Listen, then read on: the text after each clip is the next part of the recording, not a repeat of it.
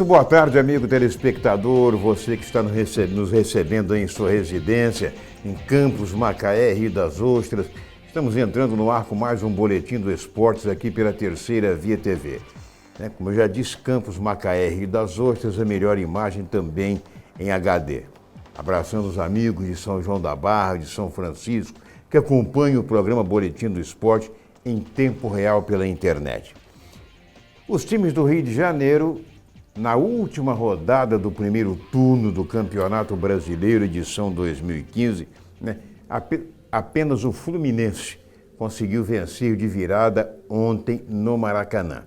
Você está tendo aí as imagens do jogo, inclusive com os 2 gols da equipe tricolor, marcado primeiro por Cícero e o segundo através de Fred, né?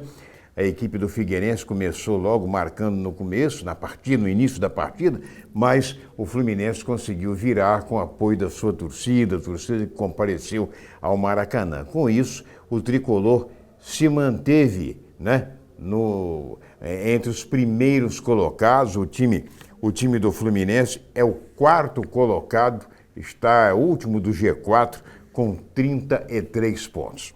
Bom, o Vasco da Gama, no sábado, voltou a decepcionar, voltou a se afundar mais na zona do rebaixamento, como último colocado. Eu acredito que aqui na história do clube de São Januário, não houve assim um precedente, não houve nada que a gente se lembre do Vasco da Gama num campeonato, em 19 jogos, marcar apenas 8 gols e sofrer 31. Tem um saldo negativo de 28 gols. Isso é fato inédito na história do tradicional, do valoroso clube de São Januário. E o Vasco perdeu, então você vai ver o gol aí, o Vasco perdeu num erro de saída de bola para o Curitiba aos 47 minutos do segundo tempo. Portanto, já nos acréscimos. O Vasco agora é o lanterna do campeonato. O Goiás tem 19 pontos, é o primeiro da zona de rebaixamento. Curitiba, 18, e o Joinville, 16, e o Vasco, 13. Quer dizer, mesmo que o time do Vasco vença o seu próximo compromisso, que vai ser diante do Goiás, lá no Serra Dourada. O Goiás vem de uma vitória surpreendente sobre o São Paulo, 3-0 no Morumbi. Decepcionante para a torcida do São Paulo. Então, este é um time que está motivado e que, com certeza, vai lutar muito para conseguir mais uma vitória, ainda mais jogando em casa. Agora, o Vasco ontem, depois da partida com o Curitiba, esse jogo foi até muito interessante, porque o vice-presidente do Vasco, não foi ontem, foi sábado, o vice-presidente do Vasco, ele foi dar uma coletiva, já que o técnico, Celso Roth, foi demitido. O Jorginho, ex-lateral da seleção, ex-auxiliar de Dunga na seleção brasileira, é o novo técnico do Vasco da Gama. O vice-presidente, achei assim um tanto ou quanto arrogante, mesmo estilo assim do presidente do clube, do Eurico. Ele chegou e disse: hoje quem vai falar sou eu, quero anunciar para os senhores, isso na coletiva, quero anunciar para os senhores que o Celso Roth, na partir de hoje, não é mais o técnico do Vasco da Gama. Muito obrigado, e se retirou. Tentaram ainda fazer outras perguntas, ele repetiu o que já havia dito, O senhor Celso Roth não é mais técnico do Vasco, e se retirou. Depois especulou-se até que Oswaldo de Oliveira poderia assumir o comando do Vasco e tudo mais, mas acabou que Jorginho, que foi chamado atleta de Cristo naquela época em que vários jogadores se tornaram evangélicos e tal, jogou pelo Flamengo, jogou até pelo Vasco também e pela seleção brasileira. Vamos ver o que Jorginho vai conseguir na direção do Vasco da Gama. Vamos ver. Bom, lembrando também que o Vasco joga com o Flamengo. Esse jogo vai ser depois de amanhã. Vai ser um jogo pela Copa do Brasil, o chamado jogo de ida. Agora, o detalhe é o seguinte, prestem bem atenção. O Vasco conseguiu apenas 3 vitórias neste Campeonato Brasileiro. Né? E das 3, 2 foram contra Fluminense e Flamengo, respectivamente. Quer dizer, clubes também do estado do Rio de Janeiro, do qual o Vasco foi campeão este ano. Né? Então, Vasco e Flamengo é um clássico regional, e num clássico regional tudo pode acontecer. A única coisa que não se admite é o que aconteceu há poucos dias no Rio Grande do Sul, 2 rodadas, quando o Grêmio fez 5-0 no Internacional. Então, nós teremos quarta-feira, depois de amanhã, Vasco e Flamengo, jogo no Maracanã, jogo de ida já pelas oitavas de final da Copa do Brasil. Olha, pela Série B, Botafogo no sábado conseguiu um excelente resultado. Time alvinegro, de General Severiano, começou perdendo para o América Mineiro. O América Mineiro disputa com o Botafogo, né, as primeiras posições, é seu adversário direto, concorrente direto até o título da Série B. O América começou vencendo 1-0, esse jogo foi lá no Independência. O América começou vencendo por 1-0, mas o Botafogo conseguiu virar, uma virada bonita, um gol de empate, inclusive. Foi um golaço, vale a pena você rever, foi um golaço marcado pelo Carleto, cobrando uma falta. Né? A velocidade da bola foi de 94 km por hora. O goleiro se jogou todo, mas a bola foi na gaveta. Belíssimo gol do Carleto para o time do Botafogo. Botafogo, com esse resultado, 2-1, a equipe alvinegra está em segundo lugar. O Vitória é o primeiro com 37, o Botafogo 36, a América tem 34 e o Bahia 33. Quer dizer, os 2 times da Boa Terra, os 2 times baianos estão entre os 4 primeiros colocados. Mas logo atrás também vem o Náutico com 32, Sampaio Corrêa 31 e Paysandu com 30. O que a gente quer ressaltar também no futebol do Brasil, e clubes, principalmente clubes do estado do Rio de Janeiro, clubes do nosso estado, na Série B, o Macaé continua em declínio. A cada jogo o Macaé decepciona. Jogando no estádio Moacirzão, o time alvianil conseguiu a proeza de perder para o Ceará, último colocado do campeonato, pelo placar de 2-1. Macaé começou vencendo, mas o time do Ceará, que não estava não sei quantos jogos sem vencer, conseguiu virar e venceu o Macaé por 2-1. Com isso, o Macaé desceu mais uma posição. É o 13º colocado no campeonato. Lamentável, a gente lamenta, né? Agora, mesmo com a volta agora do antigo treinador, o América vem de o Macaé vem de 2 resultados negativos. Antes de nós falarmos sobre os próximos jogos, vamos falar também do futebol regional, e a gente não poderia deixar de falar sobre o Campos Atlético Associação. Primeira partida, jogo de ida, né? Pela final, aquele jogo que vai apontar aí, né? O mata-mata que vai apontar quem vai subir também para a Série B no ano que vem. Jogo disputado ontem, lá em Saquarema, né? Estádio do Boa Vista. O Campos Atlético Associação conseguiu golear o time do Rubro por 4-0. Time de Rafael Soriano jogou um partidaço.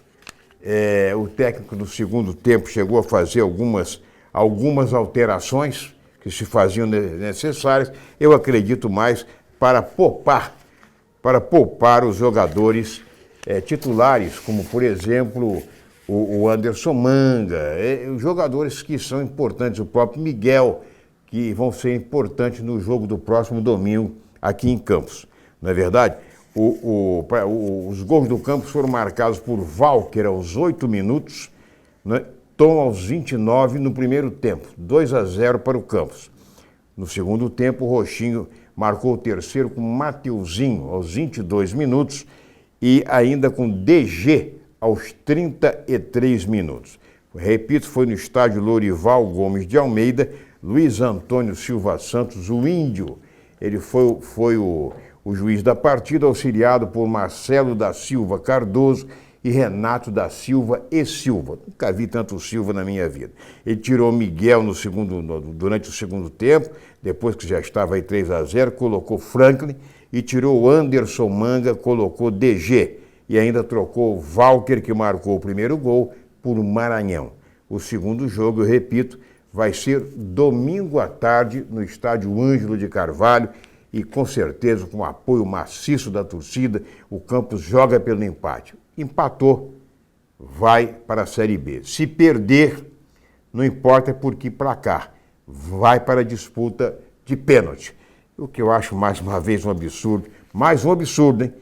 Do responsável pelos certames da Federação de Futebol, o diretor lá da Federação, Marcelo Viana, da Federação de Futebol do Rio de Janeiro. Antes de entrarmos no segundo bloco, eu quero mandar um abraço para os responsáveis, para o Aldo e também para o Carlos Barreto, lá que responsáveis pelo Carioca, pelo Goitacás Sub-15 e pelo Goitacás Sub-17, que fazem campanhas brilhantes no campeonato estadual das séries B e C da categoria. O Goitacás, jogando fora, no Sub-15, derrotou a equipe do Olaria por 2-1 lá na Rua Bariri, no jogo de ida. O jogo de volta vai ser sábado que vem, aqui no Ari de Oliveira e Souza, o Goitão jogando, evidentemente, pelo empate, né? E pelo Carioca e pelo estadual da Sub-17 ontem, o Goitacás venceu aqui no Arizão por 1-0 Sampaio Correia, também no jogo de ida. Só que o jogo de volta vai ser lá no estádio do Sampaio, na região dos Lagos. No programa de amanhã, nós vamos focalizar tudo sobre Copa do Brasil, etc. Agora, vamos focalizar também o esporte amador. Vamos focalizar o chamado o quarentão, o cinquentinha. Temos até imagens do jogo realizado no campo do Madureira, em Guarulhos, pelo quarentão, né? Que reunindo lenda e aventureiro. Vocês vão ouvir entrevistas com os treinadores, a preleção antes do jogo, enfim, né? O aventureiro se deu ao luxo de perder um pênalti no comecinho do jogo. Tudo isso amanhã, aqui no Boletim do Esporte da Terceira Via TV. Vamos falar sobre o futsal do americano, que teve jogo lá no ginásio coberto do IFE, né? Como um dos melhores, se não o melhor ginásio de esportes de Campos. Tudo isso amanhã aqui no seu Boletim do Esporte da Terceira Via TV. E daqui a pouco, no segundo bloco, nós estaremos de volta apresentando uma matéria feita no Clube de Natação e Regata Campista, no Vovô Náutico, né? Inclusive com um garoto de 22 anos formado aqui nas categorias do Vovô Náutico, que hoje em dia já tem medalhas de Pan-Americano, já tem várias. Vocês vão conhecer parte da vida do Clube de Natação e Regata Campista, o Vovô Náutico, com entrevista feita inclusive com o presidente Guilherme, o Guigui. Daqui a pouco é rapidinho, segura aí, pai bola.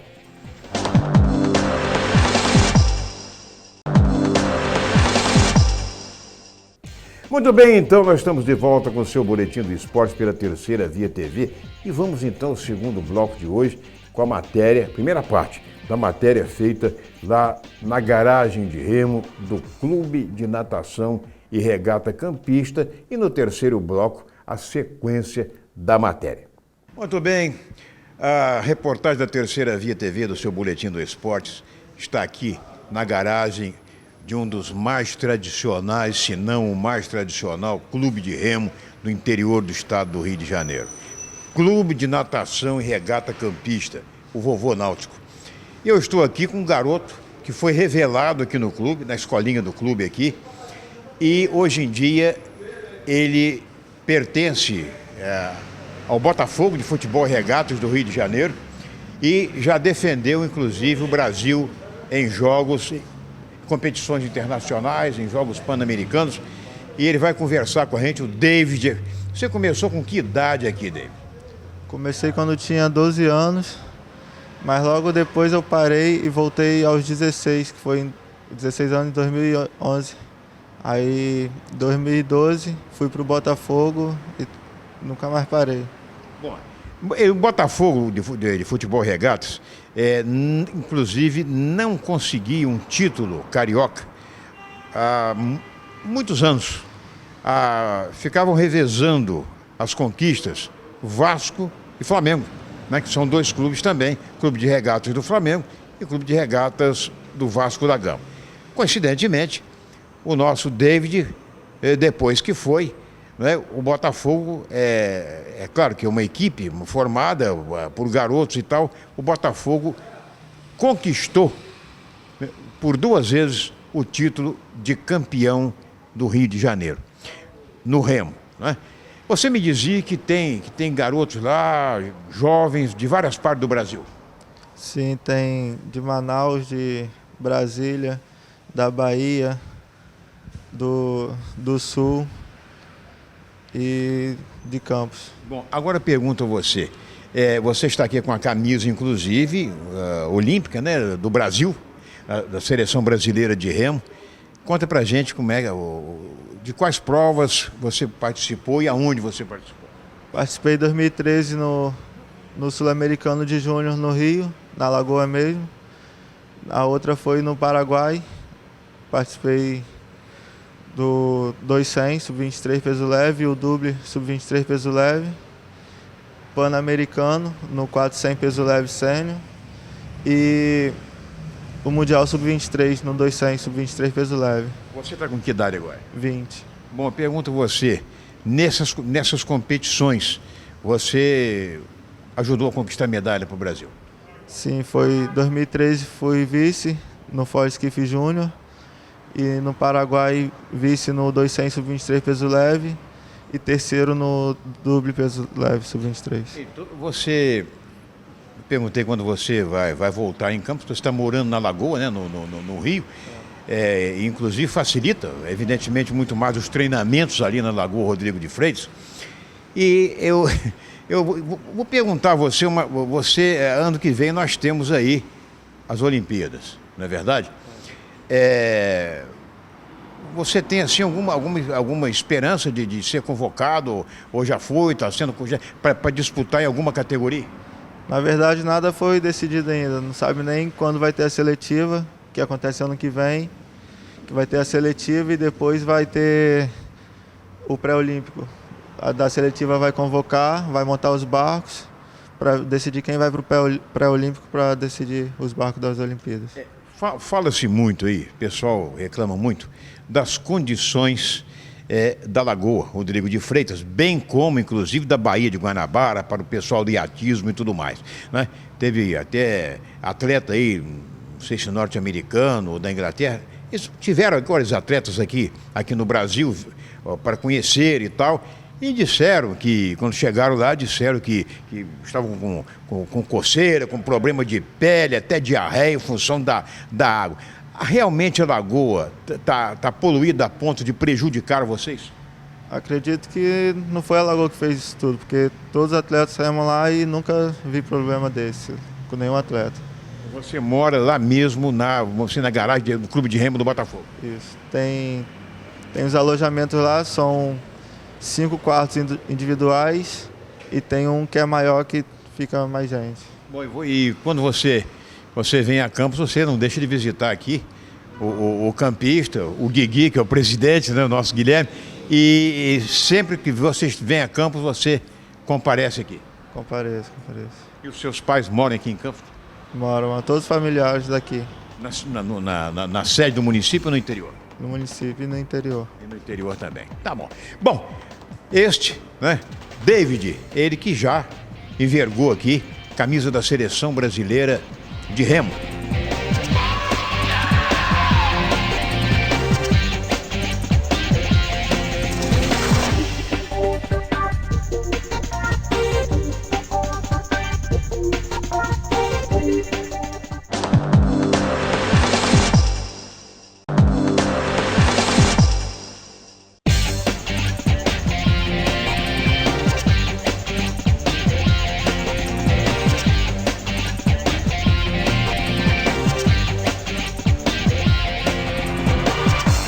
Como é que você realmente se sente vendo um clube da tradição e com a quantidade de barcos, de medalhas, de troféus, como o campista, como o Vovô Náutico, sem ter sequer uma ajuda de uma secretaria municipal de esporte, de uma fundação de esporte, sem ter nenhum subsídio, evidentemente, para sobreviver? Bom, primeiro a gente gostaria de dizer que é uma honra estar à frente de um clube centenário como o Campista, que já revelou vários atletas olímpicos, como o Laildo, que foi talvez o maior representante do esporte olímpico de Campos. E agora a gente tem a honra de estar revelando esse menino que realmente é um destaque para o nosso esporte. E a gente, com muito orgulho, vem mantendo esse clube aqui nas suas tradições, entendeu? Os barcos todos os dias de manhã vão para a água. A gente tem atletas aqui com potencial de seguir o mesmo caminho que ele seguiu, mas as dificuldades são muito grandes, né? Porque é um esporte caro, que dá despesa. Você, para organizar uma competição, tiver que se locomover daqui para o Rio de Janeiro, é uma despesa muito grande, porque tem o transporte de barcos, de atletas, toda essa questão. Então, é um esporte caro. E a gente teve um apoio da prefeitura, eu gostaria de destacar, quando o Maguinho foi o gestor da Fundação de Esporte. Depois que veio um cidadão que tomou conta da Fundação de Esporte há uns 2 anos aí atrás, nós nem sequer recebemos uma visita dele aqui na garagem. E, infelizmente, é uma lástima isso, porque é um clube centenário e que a gente gostaria que as autoridades dessem a importância que ele realmente tem. Entendeu? Que a gente vê outras agremiações que não têm a tradição e que estão sendo amparadas e a gente não tem nada com isso, mas nós gostaríamos de receber o mesmo tipo de tratamento. Muito bem. O Guilherme, enquanto nós estamos conversando aqui com o Guilherme, nós estamos mostrando imagens também que foram feitas, né, do barco, do Oito Gigante, no Paraíba aqui. E realmente você me dizia, inclusive, que é importante, inclusive, nós não queremos ditar ordens nem coisa em lugar nenhum, ainda mais a administração pública, mas é muito importante que à frente de uma entidade tenha alguém ligado à região, que conheça as tradições, não é verdade? As conquistas, né? Atletas revelados. Não é simplesmente pegar uma pessoa, colocar a pessoa num lugar, sentar numa cadeira lá e verba para lá, verba para cá, verba para não sei o quê. Ninguém está questionando, por exemplo, o trabalho que é feito aqui em Campos por o rapaz aí, o Jimson, que faz um trabalho, eu acredito, mais de cunho social, inclusive, né? São pessoas com necessidades especiais, que também participam, acho isso muito bacana. Mas isso não faz com que os clubes tradicionais, os clubes que resistem... Tem quantos anos tem o Campista? O Campista tem 109 anos. O Vovô Náutico já é bisavô, tataravô, está compreendendo? Que fiquem ao léu, sem receber sequer uma ajuda da municipalidade. De modo que, o Guigui, você me dizia aqui que você recebeu, inclusive, aqui, um ofício do Botafogo, setor de remo do Botafogo, agradecendo, inclusive, a sessão do David, né? E ainda perguntam sempre a você se não tem mais gente para mandar para lá, né? Exatamente. Campos tem a tradição no esporte, né? Então, da última vez que eu tive no Botafogo, o treinador me perguntou: Iguia, não tem mais nenhuma coisa boa lá não para trazer? Porque eles realmente ficaram tão satisfeitos com o desempenho do menino. A gente agradece a você abrir esse espaço para a gente, porque é um esporte muito sofrido. Haja visto que agora, na semana passada, teve um evento teste para as Olimpíadas no Rio de Janeiro, um campeonato mundial de juniores, e você abriu os jornais do Rio de Janeiro, você via uma notinha pequenininha, entendeu? Então é um esporte que não tem a divulgação que a gente acha que merecia, entendeu? Infelizmente, o esporte olímpico, a gente vai ter as Olimpíadas agora, e eu esperava que o legado que as Olimpíadas fosse deixar para o esporte fosse muito maior do que a gente está vendo que vai ficar. Exatamente, é justamente pela falta de apoio ao esporte amador, as diversas modalidades. Aí chega numa Olimpíada, porque no Pan-Americano, por exemplo, o Brasil ficou em terceiro lugar em medalhas, só que nas Olimpíadas vem o pessoal da Europa, vem o pessoal forte, vem o pessoal da Alemanha, da França, da Itália, da Inglaterra, quer dizer, aí a coisa, e da Rússia, quer dizer... Eu tive conversando no Botafogo e as pessoas estavam falando que falta interesse do Comitê Olímpico, porque, por exemplo, nós temos esportes aqui de ponta. Você pega o vôlei de praia nosso, é top. Então, o que os outros países fazem? Eles trocam treinadores. Nós poderíamos pegar treinador de vôlei de praia, que é de excelência aqui, mandar para outro país, fazer troca, pegar um treinador de remo, trazer para cá. Eles fizeram no handball agora e está tendo um sucesso enorme. As meninas do handball foram campeãs mundiais.